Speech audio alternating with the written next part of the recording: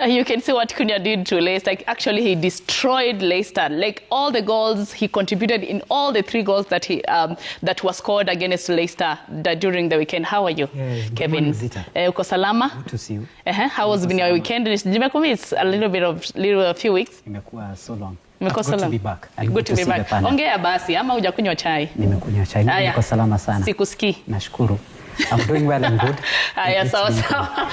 Tupe team of the week yako tafadhali. So good morning. Let's go to the team of the week. I'll have Jose Saki, and Trippier, Jakub Kivor, Chalobah, we'll have Sesenyo, Carlos Baliba, Bernardo Silva, Eberechi Eze, Matias Cunha, Nelson Semenyo, and Cody Gakpo.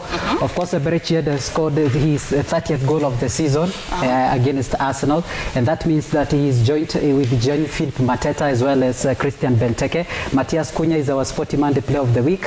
Which formation is this? This is 4-2-3-1. Matias Cunha, of course, he became the first Brazilian player to score 15 goals in a single Premier League campaign. Won't dwell much on Semenyo. You do know the damage he made over the weekend.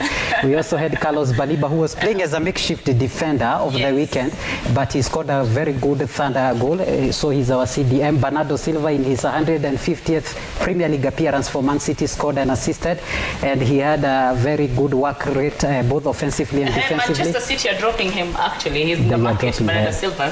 Anatoka. We'll have Kieran Trippier, who provided 2 assists as Newcastle beat Ipswich 3-0. Jakubo Kivor, in that match he scored, but he made 7 clearances and 13 ball progressions. We have Tyrell Chalobah, who also did the same.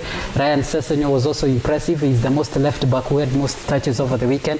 And of course we have Jose Sa, very interesting. He saved a penalty and made other 5 saves.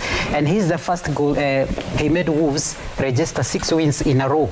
So that means for the very first time since the September-October 1960 season, Wolves have won 6 in a row. And of course our manager is Arne Slot, becoming the fifth manager to win the EPL in the first season. Why Gakpo being your striker? Because of course Gakpo has had a very underwhelming performance, but yesterday he had a very good work rate. He proved himself by the way you saw the goals and how he contributed to that. I just want you to talk about Baleba. Of course, it's a Cameroonian boy. He's only 21 years, scoring a very nice goal against for Brighton during the weekend. And how, because he started, actually this is his career starting in Europe.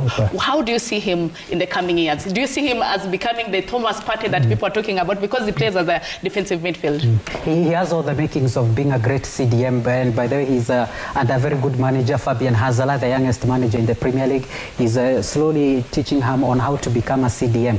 Here his role model is Thomas Partey, as you've just said, but he has a lot to learn how the ball is shifted in the middle of the ground, as well as recovering from the ball position. So he has all the makings of making as a great CDM. Thank you so much. This is your team of the week. Please, kama uko na timu yako ya wiki, weka hapo. Usiseme huyo hajaweka nani. If you have your team of the week, weka hapo. These are the people that he saw that they really performed during the week. I just want you to tell Arsenal fans something, because every time they say that next season, please just tell them something, please. Arsenal fans. There's something that Olive Barrows said yesterday, and I don't want to repeat it. But please say it. I've always said that Arteta is just like a beautiful lady who doesn't know how to use her makeup, because he had the best defense last season, but again, instead of reinforcing his attacking, he went for Ricardo Carafiori and Mikel Merino. So we really hope he goes for an out-and-out striker if at all he wants to win the league. To win the league and stay at Arsenal. That is from Kevin. As I don't want to add or subtract something from him.